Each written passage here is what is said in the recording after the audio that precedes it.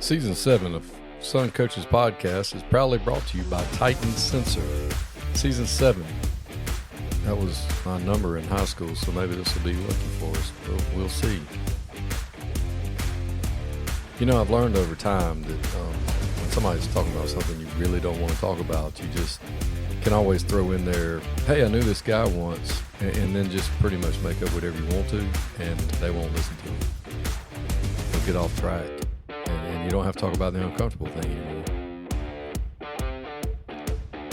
Coach, like we do every week, tell everybody where you grew up and where you're from. Sun Coaches Podcast, where not everybody has a funny story, but everybody has a story. Hope you enjoy Season 7 of Sun Coaches Podcast. Sun Coaches is proud to partner with Titan Sensor for Season 6 and 7. Titan is made in the USA. Proudly founded and based in Texas. When you connect with Titan, you are not alone. You can collaborate and share templates with other coaches across the country to build reports and foster competition. Used by programs such as State 6A Georgia State champion Grayson High School, Titan can tailor a package to fit your needs. The eye in the sky never lies. Improve your team's performance. Welcome to Sun Coaches Podcast, Season 7, and tonight I'm excited to be joined by the athletic director at Oconee County High School, Coach Curt Miller. Thanks for being on with me. Looking forward to it. Thanks for having me. Well, Coach, are you the son of a basketball coach?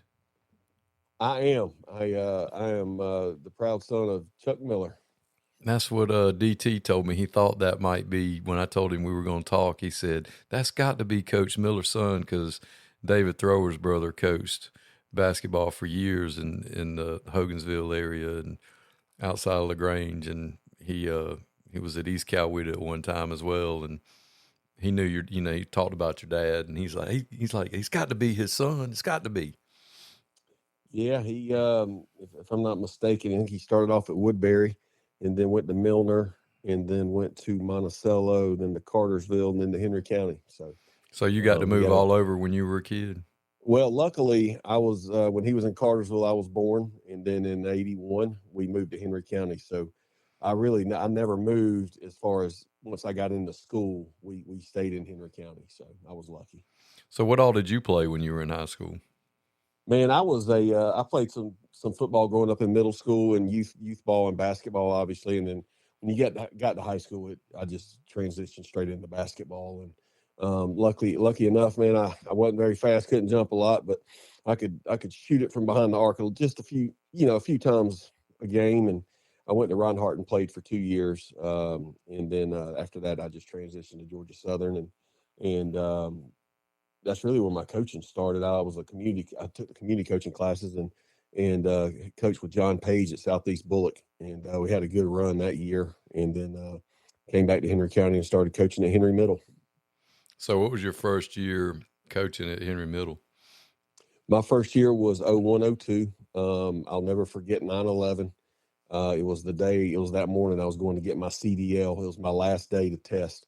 And we had just pulled out of the bus barn and they told all the buses to come back. And, obviously a tragic day in the history of the United States and the world. But yeah, that was my first year, 01-02. So did you know when you went off to college that you were going to teach and coach, or did you want to do something else or follow in your dad's footsteps? Yeah, I knew early on. I don't think my mom liked it very much, but when you're a gym rat, back in the day, Georgia high school didn't have any rules against coaches' kids doing warm-ups with the team or sitting on the bench. And man, my dad's players as I was growing up they treated me so great. And, I just wanted to be a basketball coach, and my idols, other than Jeff Shepard that played at McIntosh, were all high school basketball coaches and football coaches. I wanted to be one so bad. And I just always looked up to those guys and got to coach against a few of them, when I first started coaching. So that was pretty fun. So when you started at Henry Middle, what all were your responsibilities as a young coach? Hey man, just like everybody else, I was coaching 7th grade football. I was 8th grade basketball coach. Track team was joint 7th and 8th grade. One of those coaches. You had to get your CDL, and I was teaching a computer class, had a PE degree, and then I think the January of my second year they moved me into PE, and So yeah, I mean, coming out of college, I think it's just like everybody else. You got to do 3 sports and drive a bus. And they had to see if you were going to stick before they put you in That's right. PE. That's right. Try to run you off. I remember what that was like, coaching 3 sports and couldn't, which, at that age, you didn't care. You couldn't tell you Well, anything you're anyway. not making a ton of money, and you've got all those newspapers you get that have all these DVDs to, they're going to make you the best coach ever. So I'm trying to save up to ask my wife or my now wife to marry me. And do I buy these DVDs? I want to go play golf, and I'm trying to save money. So there's all kinds of stuff going on. Yeah. Got to make some life choices along the way and figure out. It's not much different than when we were broken in college. That's right. And, and at that time too, my wife was still at Georgia Southern. She ended up getting her MBA. So she was down there for 2 more years. And, I was making weekend trips there, or she was coming up. But to coach at the middle school level and not have those weekend and Friday night commitments was actually perfect for us. Because I was able to go down after a Thursday football or basketball game or she was able to come up. So it was actually a perfect time to really learn how to be a teacher, learn the true ropes of education and coaching. And I was very fortunate to be under Bruce Towson and Hugh Barbie and Troy Baker over there at Henry Middle. They took me in, and they were my coaches too. So that was pretty cool. So how long were you there? I was there for 3 years.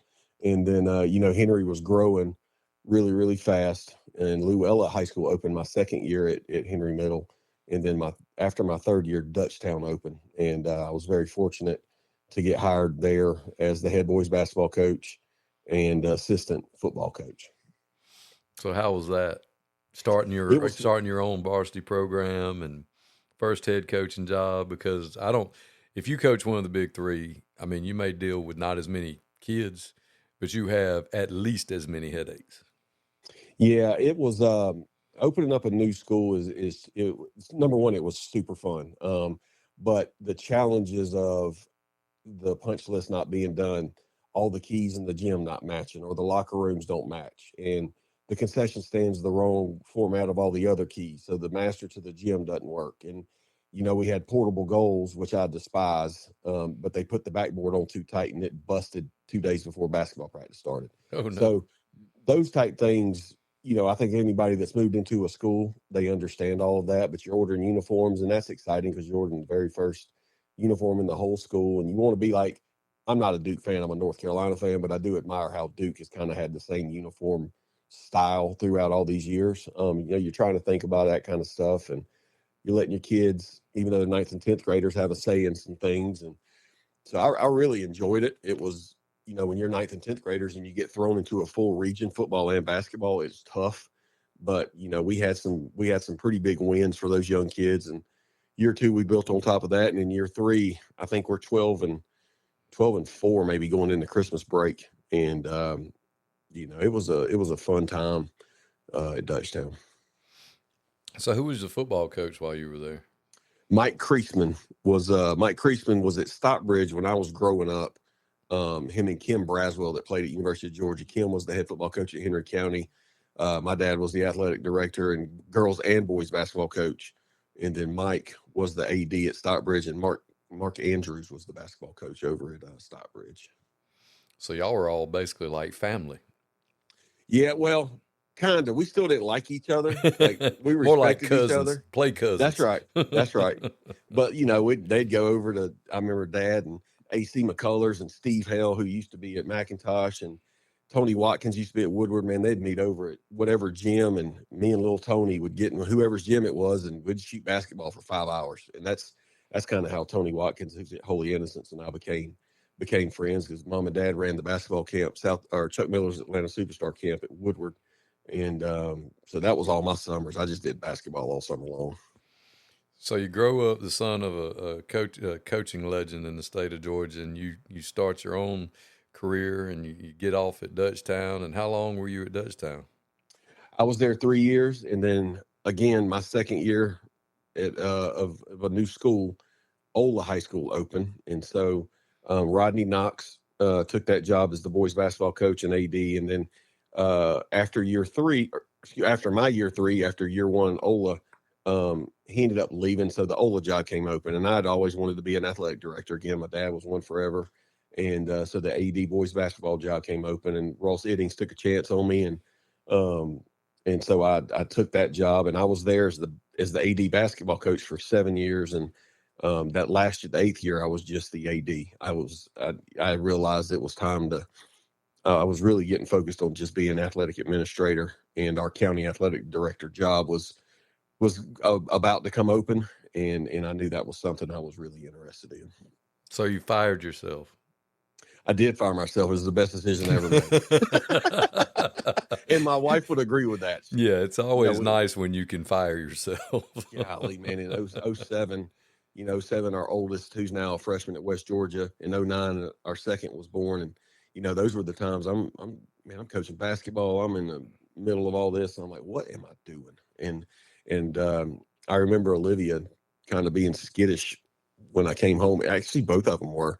And then it took them about a month. And I just wanted to be a dad, and I still want to be involved in athletics, but I did not want to lose those early years. I just didn't. And it was a great decision. I mean, I still miss it. I watch our basketball teams at Oconee play all the time, and man, I see things going on, and the next thing you know, I'm up there pacing on the walkway. But I'm proud of them, but I wouldn't change the stopping coaching when I did for anything in the world. So when you took over full athletic director responsibilities, how much did you have to lean on your dad and some of the other guys, that you grew up around to help you out? Because it's a lot more involved than being a head coach, because you got to think about bigger budgets and the whole sports program, and dealing with everybody in the whole community instead of just the people that support your niche, activity. How much did you have to, whose brains did you pick the most about athletic director, or did you just kind of ease into it over time? Well, one thing, since I knew that I was always wanting to be an athletic director, those were conversations that Dad and I were having, ongoing. And, he would also relate coaching, being a head basketball coach, and trying to make a decision for the varsity versus the JV. And then how did the girls teams fit into this? And he would always make that connection to, well, whatever you do for the boys, you need to make sure the girls are doing it, because that could be a Title IX issue. And he would walk me through that. And just, he would always make connections. And going back to the people that were my idols growing up, Mark Andrews, who we lost a few years ago, ended up being a really good friend of mine. But I would talk to him constantly, about being AD. And, I'll reach over to you go over to Coweta County, and Evan Horton, who's the superintendent, and Steve Allen, who's the high school principal at East Coweta. Those were guys I met early on. When I joined the GADA, I think my first conference. So I was the AD 07, 08. So in 08, I went to my first conference, and I met so many people. Just John Kelly, who was at Sprayberry at the time, which is a really funny story. The second year of that conference, I took my wife with me, and she said, "Is that John Kelly?" And he had coached her at Sprayberry in high school. So it was pretty cool. And then, we're friends to this day. And, I think for young ADs and young coaches, the best thing you can do is to go to those clinics, go to those conferences or whatever, and just build your network and get phone numbers and just call people and ask questions. I really do. I think that's just a really big thing young coaches need to try to do. Well, I couldn't agree more. I mean, one of the kids asked me the other day in class, because I'm the old guy now, and I coach offensive line, and I co-teach special ed, and so I'm in math class all day because I'm a math person. And so anyway, kid looks at me, and he doesn't play anything. He's just John Q. Public, regular guy, but he's my guy, and he looked at me and he goes, "What do you do?" And I was like, "What are you talking about?" He was like, "I mean, what do you do? How do you, what's your thing?" And I said, "I know people."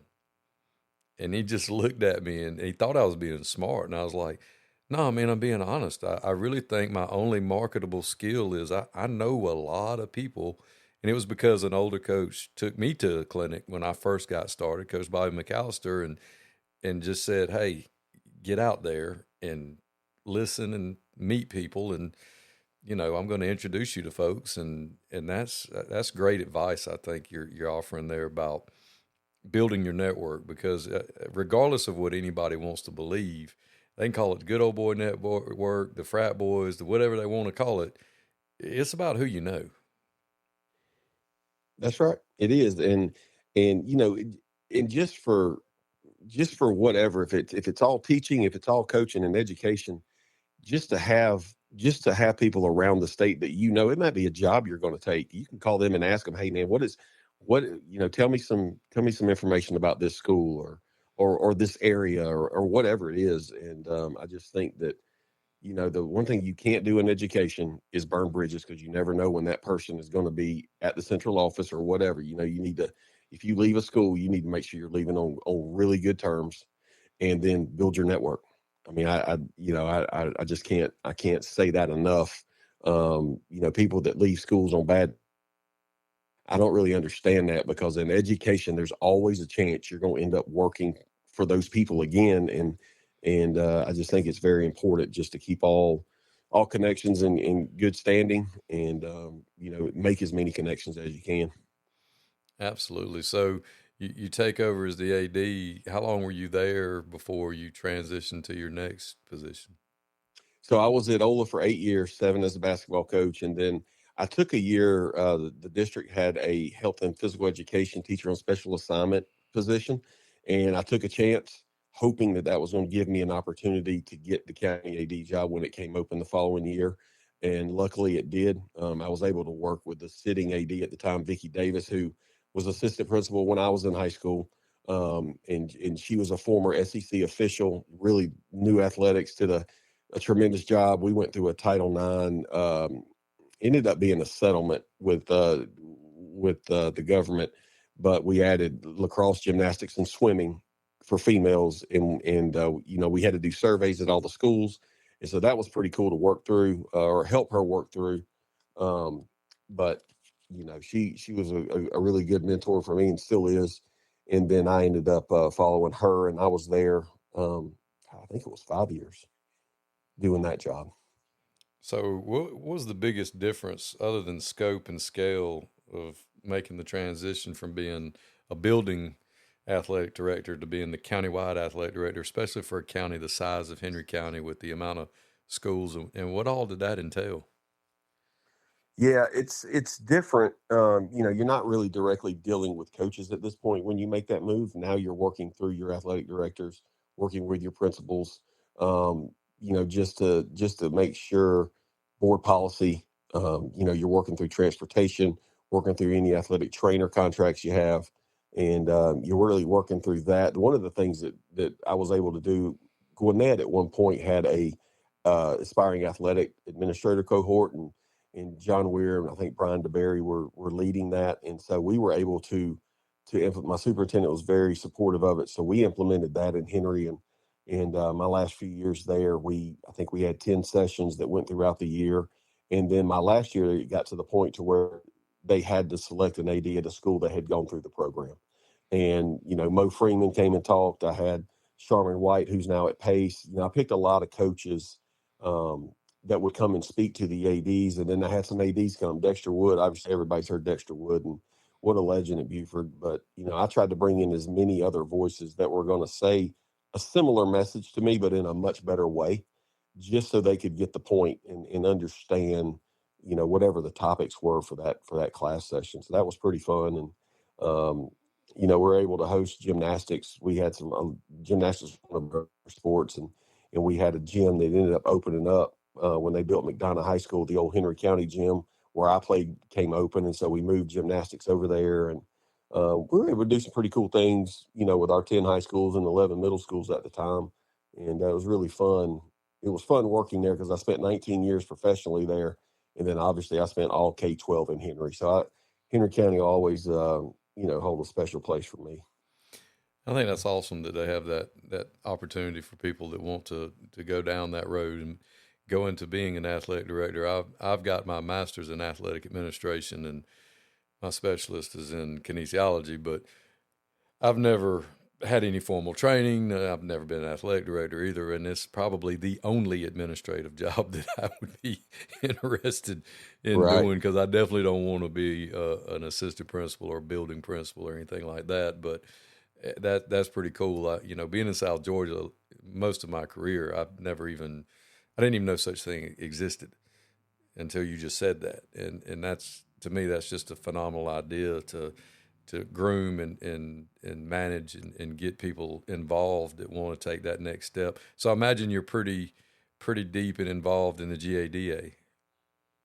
I was, and to get back onto the athletic administration, we had one coach that came through that, and she was, I mean, I really pegged her to be the next new AD, and she came to me after about the fourth session. She goes, Doc, I've realized that this isn't me. I want to stay coaching, and what a better way for her to learn that through that cohort versus getting the job and realize halfway through the school year she doesn't want to do that job. So that was, she saw what it was all about, and she was able to make that decision while she was still coaching, so she could keep coaching, and she didn't get pulled out of the classroom or anything like that, and mess the roster up at the school on what they've got to do now the following year. So Yeah, that's a good point, because if you go through the cohort, you get a taste of what, you might think you want to be an athletic director. Just like, right, I talk about jobs a lot, and I'm like, some of you younger guys, you think you want to be a head coach, but you don't really understand everything. The coaching of the sport is not the problem. That's the easy part. right, It's all of the extras you have to think about, and I don't try. I'm not trying to scare anybody off. And a lot of times we laugh and say that first year is like drinking water through a fire hose, and it because you is. just get overwhelmed. And I imagine being athletic director is kind of the same thing. Yeah, but I will tell you, being a head coach at the high school level helps make that transition so much easier because you've been through it, and you've had some of those tough conversations. Even though you're targeting those conversations from a different angle as an AD, you still had them. So Yeah, I've been a head football coach and a head baseball coach for a while, and you're exactly right. It's a whole lot easier, I would think, because you have the experience and the background of, you've had to deal with some situations, right, as right, opposed to just coming in cold and not having any experience. And in my opinion, I think that's probably the best way to develop and find a good athletic director, somebody that's coached multiple sports, been a higher level coach, whether it's assistant head coach or head coach in multiple sports, because they have a little bit better view and idea of how an entire athletic program works. right. I think you asked me about GADA before I went backwards on you back about the cohort. But yeah, I joined the GADA in 07, 08, and man, I never missed a conference, and it's such a good organization, especially for ADs, and now the the depth at which they offer all the courses and the workshops, and the connection to the NIAAA, which is the national organization. And I swear by it. I think it's a great organization for ADs to, number one, to network, and then number two, to take those classes. I'll never forget taking that 501, 502 class and walking out of there thinking to myself, what in the world have I gotten myself into? And, you go to dinner that night and you're talking with some other ADs and you get some ideas of how they handle those issues. And next thing you know, man, I got this. Like, I can do this. And are we all still going to make mistakes? Absolutely. This is year 25 for me. I make them all the time, but you're just trying to learn from them and move on and get better every day. And that's all you can do, and experience is the best teacher. There's a lot of situations that we've all had that we probably didn't handle the best we could have, and what doesn't kill you makes you stronger. So you That's learn right. and move on and go, yeah, maybe next time I'll handle that a little bit differently. And you're still dealing with people. I mean, it's a people business, and Right. and at the end of the day, in my opinion, what you're trying to do is what's best for young people. And as long as you keep young people first and the student athlete first, to me, that's the most important thing. Nothing burns me up more than the glory hounds and the guys that walk around pumping their chest and I did this, and I lost this game to.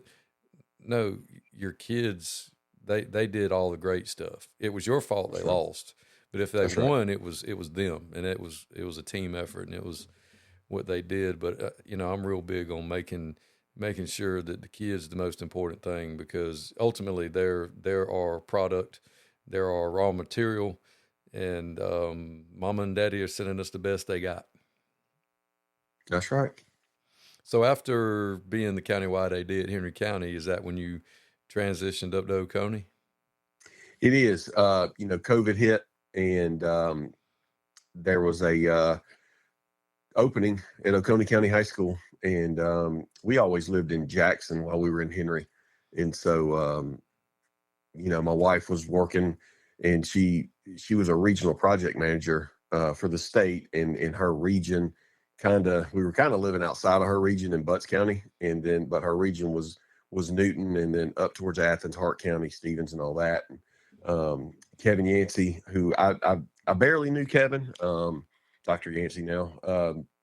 He ended up having the current job that I have when the one and only Ben Wiggins left Oconee and went to Thomasville as a superintendent.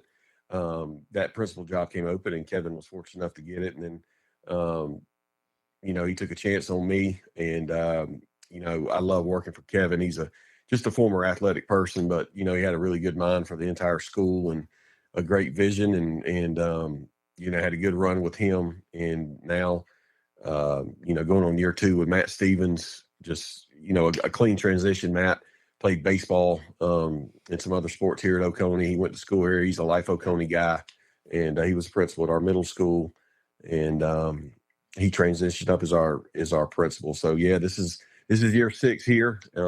We had our oldest daughter is a freshman at West Georgia. She came through, and she started off as a softball player. She's 6 foot. She's a good sized first baseman, and then she found volleyball, and when she got a hold of that, she didn't turn it loose, and she ended up getting a scholarship to West Georgia, and we're really proud of her. And our youngest is man, she's kind of excelled in everything she's done, and from basketball to soccer to cheerleading to volleyball, and now she's into flag football, and she had 2 big interceptions the other night. We were playing Grayson and JV, and now she's got brought up to the varsity. So not really excited about the cold temps, but that kind of sums up us here at Oconee. That's awesome. A good daddy moment. And, the little brother, little sister it seems to always end up being a little bit better sometimes. We might not want to admit that if we're the older sibling, but you drag them around enough and make them get out in the yard and play with you, they tend to be pretty sporty themselves. Yeah, we're just proud of her for not being afraid to try new sports, and knowing that she's got some athleticism, and she's gonna try golf too. We've been swinging the golf club, and I think I put some stuff on Twitter, but for her 3rd time ever swinging the club, if you go back, you're just gonna be like, goodness gracious. That's what I'm talking about. We live on the golf course down here in Hawkinsville, and my son's on the golf team. Now, he's not very good, but he loves it, and he enjoys playing, and it's something he and I can do together. And that's all that matters. And that's all that matters. He's going into his senior year, and if he works his tail off this off season, he might be the 4. He might be the 3 or the 4, but he doesn't really care. He just likes being a part of the team, and he's on the spectrum. So we tried everything, and I was like, well, golf, it's repeating the same motion over and over again. He'll probably be all over this. And the problem is he has a severe Freon addiction. So if it's hot outside, he's not gonna get out there on his own. I have to drag him out there and get him to go. And plus with my schedule, it's hard sometimes. But it's just awesome when you can watch your kids play. And I went to new school this year, and I got to thinking, and I told him up front, I said, look, my son's a senior. He's not coming with me because he wants to graduate with the kids he went to school with. And I don't want to do anything in the spring, because it's his life. This is it. And it means the world to him for me to be there and watch him play. And for sure. And if he's in a Putin contest, I'm going to be there to smell it. I mean, that's just the way I am. I mean, he's the only one I got, and I'm going to watch him play. And if he shoots a 70 on 9 holes, then he's going to shoot a 70. If he shoots a 40, great. It doesn't matter to me to one way or the other. And I tell him all the time, just do your best, act right, and be a good teammate. That's all I expect you to do. And he does that. But I want to let everybody know, and I forgot to tell you at the beginning, hang on at the end after I do the outro, because I want to talk to you off air a little bit. Thank you for being on. But Coach Miller reached out to me via DM with the FTE came out last week in the state of Georgia, and it's always a contentious subject with coaches, and we all, I've got the series now. We're on Tuesdays. Me and Georgia Fired Football Coaches Association Executive Director, Coach Ed Gaff, could get on and carry on, and it's satire and whatever, and we do that, and the job season for football is starting to crank up, and Coach reached out to me and said, "Hey, I wouldn't mind, talking reclass with you," and I thought, man, that's awesome, because to get the perspective of an athletic director when it comes to reclass, and for us to step back and really honestly assess the fact that it is a monumental task where you're not going to satisfy anybody, you know, and it's just hard. I really was excited and am excited to have you come on and share with us your dealings with, FTE reclassification from your unique perspective. Yeah, well, I appreciate you accepting, and I think the more that we can, get out and talk about reclass from the GHSA side of it and get the more factual information out, the better. I think that first and foremost, Georgia is a very unique state when it comes to large schools, small schools. I just with the way we have large schools on the outskirts of the state border versus smaller schools that surround them. When you're talking about, that Lowndes and Camden region in 7A, you come to Metro Atlanta and you got all of the large schools surrounded by a bunch of small schools, and then just outside of that, you've got a bunch of small schools, and you've got private schools, you've got city schools, you've got schools that have IB programs, you've got schools that take out of district kids, you've got schools that don't, and so to try to find a one shoe fits all, there is that's not going to happen. So you've Yeah, got to no. work through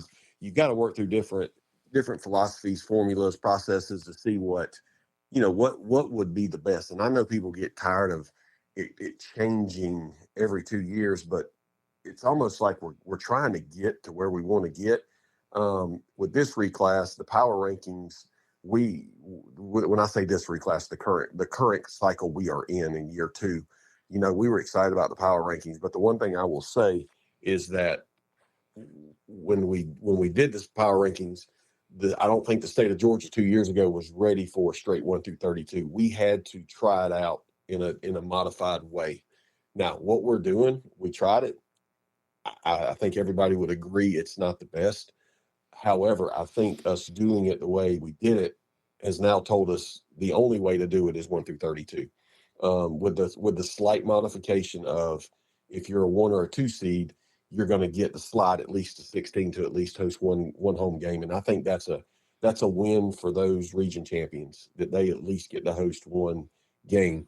But the one thing we found out in our current cycle is that guaranteeing all region champions a chance to host two, when that region championship could fall in the 25th spot, are they really a one seed in a power rank, formula bracket? And so I think the reclass committee and hearing people come to all of our meetings, everybody agreed to that 1 through 32 is going to be the best way to do it. Now, the elephant in the room for everybody is, well, what in the world do regions play now? Why do we have regions if we're going to power rank? And I will say this again, the state as a whole was not ready to do 1 through 32 power rankings and to do away with regions.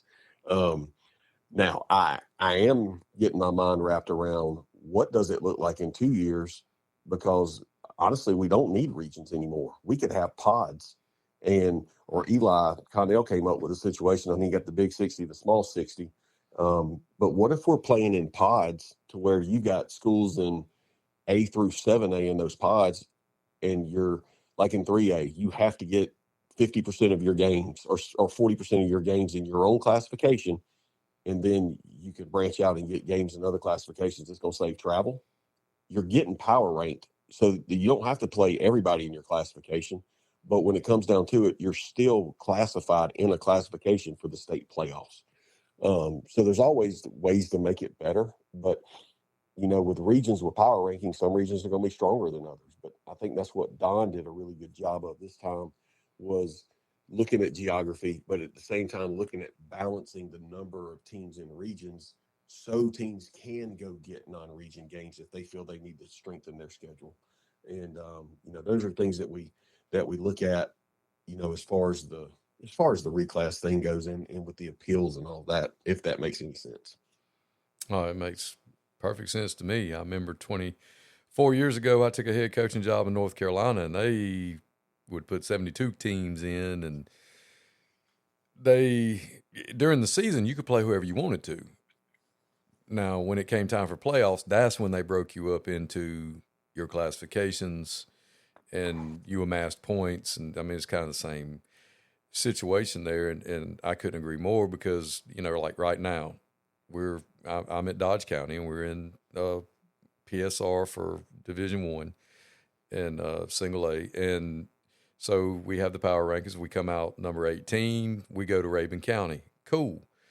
What we don't like, I mean, not us at Dodge. We could really care less about what everybody else does. But speaking for coaches I've talked to, is you got Dublin playing Waco in the first round. They're in the same region. You got Elbert playing Oglethorpe, and Yep. they're in the same region. There should be a way that we could say, let's just kick them over to another, put them in the same, as close as we can get it. And I don't think anybody would fuss with it. I don't think anybody would have a problem with that. What their ultimate number was, if you knew that you didn't have to turn right around and play somebody you just played 2 weeks ago. Yeah, we discussed that, and I'll be honest with you. This last football season, our region in the top left quadrant, and that's going to end up being your toughest quadrant in the current format that we're doing right now.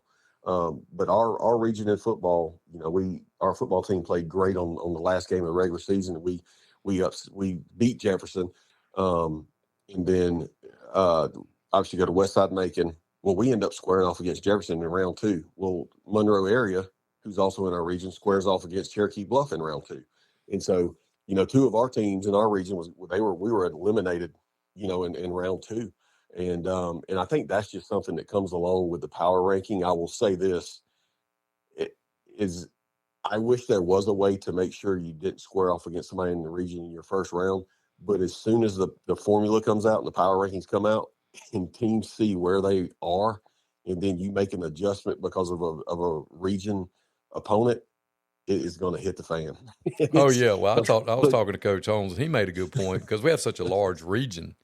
Right. Well, I think seven teams from our region made it, and then he played Jeff Davis for his scrimmage game. They're in. Yeah. So you've played a quarter of the field already. So the odds of you having to play them again pretty quickly are pretty high. It's a math problem. Yes. And I think one of the other things coaches are concerned about that they don't really g-haul with is they're taking into account head to head. And again, I'm old and I'm old school. It don't bother me if we go top four go, 1 versus 4. I don't care if you ain't the 4, too doggone bad. We can even go back to when I was a kid where you had a North Georgia champion, South Georgia champion. They met, they played, they go. Because there's no that wouldn't bother me either. There's no magic wand or perfect formula. As you said, you're not going to be able to please. You're not even going to be able to please half the people. So, I mean, you might as well just figure out what's the best for. And the other thing that people have to take into consideration too, and I'm sure this comes up, is it's not just football. You got to look at the totality of athletic programs across the state and do what's best for everybody. And a lot of times people get in those meetings and they're, what's good for me is not good for thee. And they make decisions based on that instead of being able, and it is hard to be able to step back and think about, everybody else.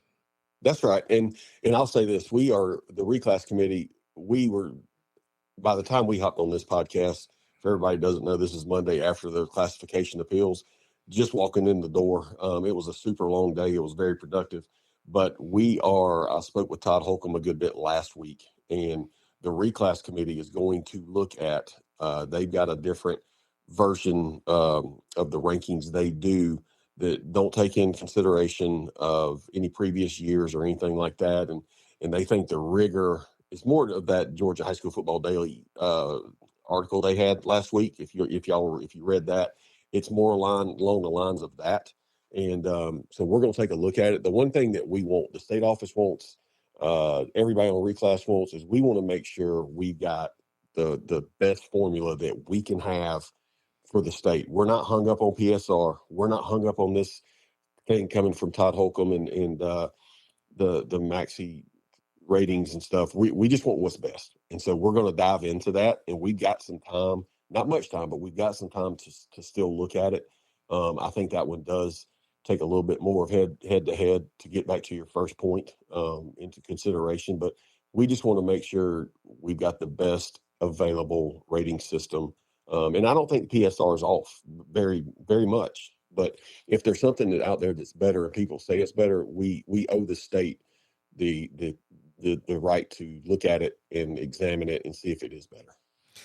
Well, I love the idea about pause because you start running into, we saw as a matter of fact, right before you and I got on, our coaching staff was sending out the new regions, and, we went from a ginormous region to now we're in a 5-team region, 6-team region. So football is going to have to come up with, 5 non-region games. Well, if you go pods and you're not going to be penalized for, you're going to be judged by people in your classification when it comes playoff times, it should theoretically be easier to schedule games because a lot of the local teams around certain areas, they're not going to play, people ain't going to be beating down the door to get some Toombs County. I can just go ahead and tell you that. That's not going to be a thing in rural middle and South Georgia or Worth County or Thomasville. Some of the traditional, they're going to have to travel to go find games because nobody's going to want to take that whooping. It's just not. Yeah, it's not but feasible.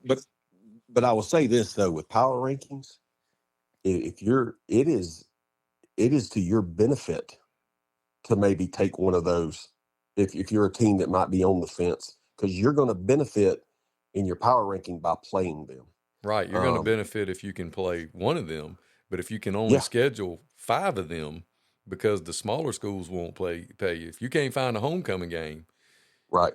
Because I was a head baseball coach in Single A when we had the power rankings 4 or 5 years ago, and my athletic director point blank told me, he said, "Man, you better schedule you some wins." Yeah, and because this playing these big schools, thinking that old school mentality of your teeth don't get strong eating oatmeal, you're gonna be sitting at home because you don't have enough points. And I was like, no, it'll be all right. And we ended up being okay. But, that's my biggest concern is it's a little bit harder for, rural and middle and South Georgia schools to find those games. And there is no solution. I mean, I don't know what there is no solution. I'm just, saying what you hear and stuff like that. But you're right. I mean, I think y'all have done a yeoman's job with it, a great job. You're not going to satisfy everybody, and it's just not, and it's going to evolve. I mean, it's not like it's set in stone. This is the way it's always going to be.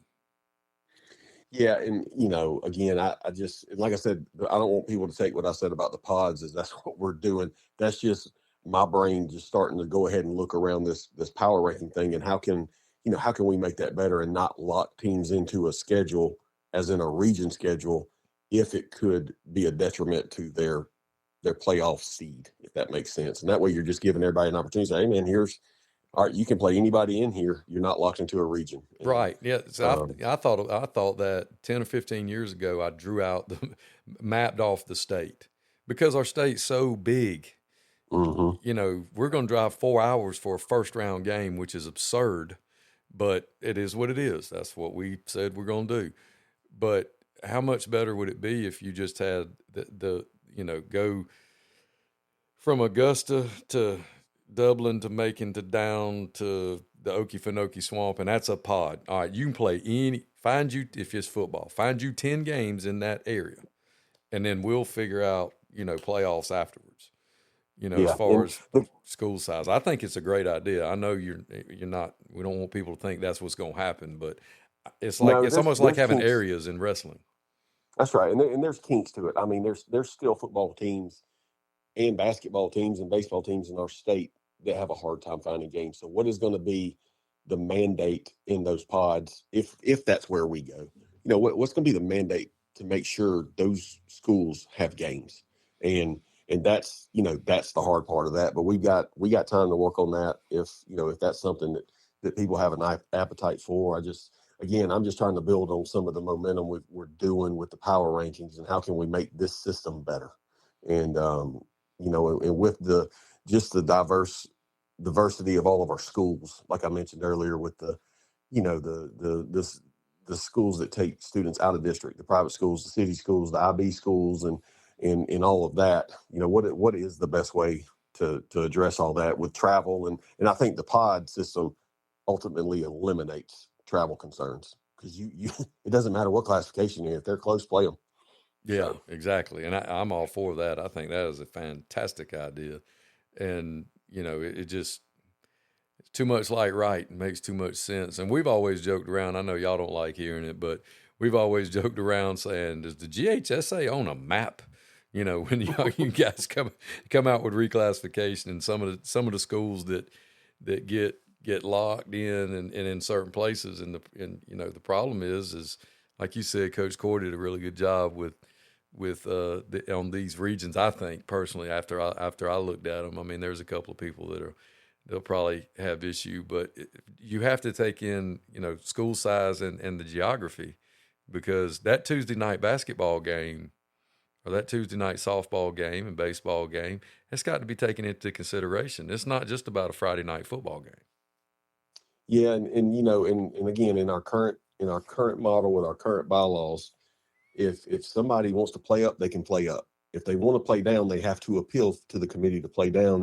And then once all that's made, Don can only do what Don can do. He can't move Oconee County High School to West Georgia if that's the region they want to be in. You know what I mean? Yeah. He can't do that. So he's got to play connect the dots the best he can on Google Maps. And sometimes it doesn't make sense to people because we're trying to balance regions at the same time, use geography. And I touched on that earlier, but it's not a fun process. I mean, I enjoy it because it's my X's and O's now that I don't coach. But again, we don't, as the committee, we don't see that part, the regions, until we're done and they've done that work. We don't have, the reclass committee doesn't have anything to do with placing schools in regions. That's the state office. And that was something that when I did take over, that was something we made sure. I talked to Dr. Finch, who's the president of the GHSA, and he agreed. And so that's something that we did automatically, because the last thing we wanted people thinking is we're doing backdoor deals and all that stuff going on, because that's just not how it goes. Yeah, it's not the reality of the coaching rumor mill, and I heard this, and they said this, and no, that's not how it works. Now, what I would like you to explain to everyone is something that's always, I've tried to explain it to people because I'm a math person, and I found out that the gross majority of people are not. Explain to people how we get 7 classifications. What do you guys do with the FTE numbers to set the numbers as far as this is single A, this is double A, and so forth and so on? Right. Well, I think the first thing that threw everybody for a loop was we do away with 7 classes, and all of a sudden they see us coming back with 7 classes. And but what we actually did was, I think everybody in the state of Georgia, when they heard D1, D2, they had no idea what we were talking about. And so all we did was we got rid of Division 1 and Division 2, and we turned it into single A through 7A. So now we have the same amount of classifications as we did this current cycle, and we just made it more simplified by just going A through 7A. And so at that rate, all the school districts have a date in October. They've got to have their FTE number signed off on for the Georgia Department of Education. And in that time frame, I think it's before October 1st, each district also has to turn in the number of out-of-district kids they have. And out-of-district kids are students that have moved into your district after 5th grade. Anybody that lives outside of the school zone, if they're there after 5th grade, if they're there before 5th grade, they don't count. If they're an active military child, they do not count. And if the parent is a teacher at the high school who's given the count, then they don't count against the student. If they're at a feeder school or district office or anything like that, they do count against that school's out of district number. So those kids, those out of district kids, will count twice because they're already in the original school count. So that makes them a 3 count. The multiplier is 3. And so then they add that number together. And then they take the number with the out of zone number, excuse me, the FTE plus out of zone, and then they total it. And then that's where we get the reclass number. And they go highest to lowest. And then in 7A, we do 13%. And then in single A, we do 12%, because single A is they're really about the smallest 50 football playing schools. And you take out the non football playing schools, and you put them back in there after you do that. And then every other class from 6A to 2A is 15%. So that's how you get your 100%. And obviously you're going to be, a couple points on that percentage up or lower, but they nailed it. I mean, I think we were 14.9 or 14.8 on 6A through 2A. I mean, I'm telling you, the whole way around, so far it looks like it's been done really well on the side of the state office. And you can't ask it for anything more than that. I just wanted you to, somebody that knows, come on and explain how the numbers go. Because I always thought that what they did is they did the bottom first, and then once they got that lower number, then they went to the top, and then sorted out the middle. Right. Yeah. Just because of how single A is. I mean, there's so many single A schools that they're not football playing schools, and they're not, they might not have athletics, but they're in the GHSA because they do one act, or, they have other things. So I don't know why I thought that, but it just seemed like mathematically it would make more sense to start from the bottom and then go the other way. Because if your number's 4,000, okay, you're not going to have 400 football players.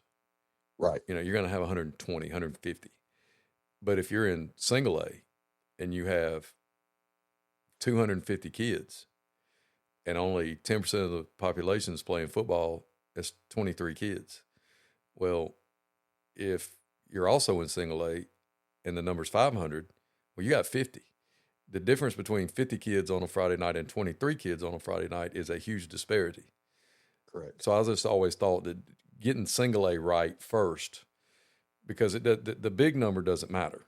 It really doesn't. I mean, like I said, you're not going to, your basketball team, you might have a ninth grade, a JV, and a varsity, but you're not going to have 40 kids on each one of those squads. You're just not. And I'm glad you came on and shared that part of it and that piece, because I've just always been curious as to what the thinking was on how we count it, and it makes sense now. Yeah, it is. And at the end of the day, it's really just guardrails you're putting in place for single A and for 7A. Because, and when I say 7A, I really mean the top edge of 6A, because you don't want too many schools that are in the low 2000s having to play up against those schools in the 3000s or the 2800s. And so that's where the 13% comes in, is to have some guardrails in place for those schools. Right. And then the approximate 50 in that smallest classification is what we're, football playing schools is what we've found to be around that number. And our good friend Eli Dupree down there is made sure we understand that approximate 50 and what that should look like. But he's always been an advocate for those single A schools. And, it's people like that we want to hear from. We need to hear. I mean, if we don't hear from you, then we don't know. We don't know what your concerns are. And he's been a really good advocate for those schools. And he's just about at every reclass meeting, and we appreciate him. I remember going to my first GHSA executive council meeting, and it was in 2001. We talked about going to 5 classifications for the first time. And Coach Cruz, Jesse Cruz, got up and he argued the reason why we needed to not go to 5, or whatever his argument was. And at the time, mathematically, it was backwards. He was on the right track, but it was arguing the opposite. I don't know if that makes any sense. Yeah. Like I'm over there going, no. You're so close. It's single A is the problem. If you hard cap a number at 500, you still got single A schools that only have 300 guys. That's a huge or 300 kids, that's a huge disparity in how many children they can run out there to choose from to play. Where at the top end, you're not gonna. And anyway, it was very interesting to see how business was conducted and how it went. And I'm sure it has evolved greatly since then. But Coach Dupree, I've known him my entire coaching career. He's very good friends with my coaching mentor, Stacy Bell, and I've played many rounds of golf with Coach Dupree, and I'm so glad that he's fighting for the little guys. You know, because there was a talk in the mid 2010s about, you know, single A just dropping out and saying, you know what, this ain't for us. Y'all don't really care about us. We'll go figure it out. And and that would be a shame for the whole thing to break up because we couldn't find common ground. That's right. And you know, I'll go back. You mentioned Jesse Cruz. Jesse's been. I remember my very first meeting ever. Golly, man, it was either late 2009 or 2010, and Jesse and my dad went way back, and he kind of took me in under his wing, and you know, now he's transitioned up to Appling, and he's kind of helping them out a little bit, and he calls all the time. Just he wants to be updated, and I've never seen anybody make a motion on something being passed or approved in a meeting like Jesse Cruz does. So there's been a couple people take that on and want to be that person now. But yeah, Jesse's been great. Well, and it takes people like that to build the great organization that we've had for all these years. And as important as athletics are for the total education of the child, and as much as we like to beat our chest and say we're one of the best in the country, you know, it's important that we take care of our member schools, and we have people like Coach Cruz that are still involved when he could have walked away years ago, and not, you know, well done, my good and faithful servant. You know, I mean, it's not like he didn't put a lot into it, and he's not the only one. But there's been countless number of individuals that have helped, and now you're one of those guys, and I'm so glad that you reached out and decided to come on and set the record straight, so to speak, for some of us. And hopefully your explanation has opened some eyes and some ears and some hearts to understand, you know, what a monumental task a reclass is for our great state. Well, I appreciate you having me on. And, you know, I remember when I was a young guy, and I want to still think I am that guy until I look in the mirror and see all these gray hairs on my head and my beard, and just realize, you know, this is year 25 for me, which is wild. But I've enjoyed it. It's like I said again, I don't coach anymore, but this satisfies that coaching need for me. Because I've talked to all of the executive committee members. I'm not afraid to answer the phone and talk to any coach anywhere if they've got a question, and you know, because I have people do that for me, and that's just something I want to keep passing on, you know, as long as I'm doing this, and try to help out as many people as I can. Season 7 of Sun Coaches Podcast is proudly brought to you by Titan Sensor. Season 7